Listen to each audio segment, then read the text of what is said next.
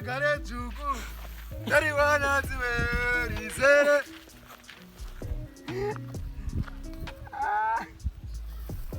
Fare yokuseka, haji kuseka. Je komkuleje.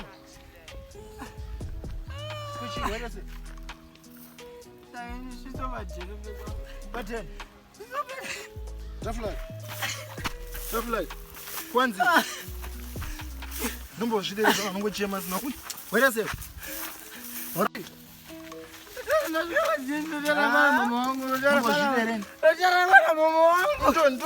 Ndo bora umuntu awuto chema chi. Go go. Mama, eso. Kwachi?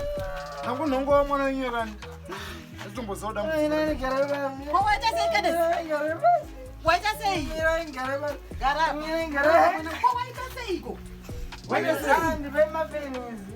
Ndibe wala ere. Mama mwana. Utore mapenzi chiko naye mwana wamai. Numbo shidele zona numbo dango chema zona chi. Ndoza uziwe. Aso kwa wamai. Chiko mama. Nibe wacha seiko. Nayi maskana. Wacha seiko. Nanga mwana Wamona kupiko. Nakumuna chema agara muroto. Anza ita sei. Mama vetika. Waita seiko. Vetika nanze.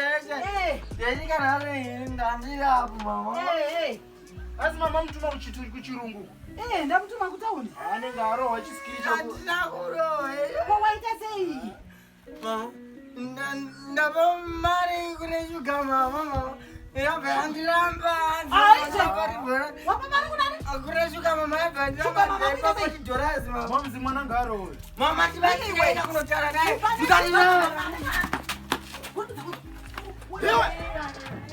Chema zokudyiwa marina shuga mama. Kana Kwa ndimo. kutora kupiko ike. Ndango munongo waka. Mari yangu yanda mtuma kutangu. Akudyiwa neshuga Uyu mama. mkomana yoyo ada. Handiti unozviona? Ada ayo ada. Handiti unozviona? Zvanoita so anomakisa. Kudhakwa. Idhako vanenge Hanzi vanomwa vakatumba. madhiragi Tumbwa vetumba utu. nematombo hanzi inonzi chidombo. Hanzi dombo kudiwo. Mefi ndiyo iyi. Wakuya kunetsa muchembere kuno. Mari yangu naimi mari yangu sorry, ndazvituma nayi Mwari Sorry, ndazvituma munhu chokwadi zvowanika. mwanangu. Zvowanikwa Zvakaoma mukura. zvazvi-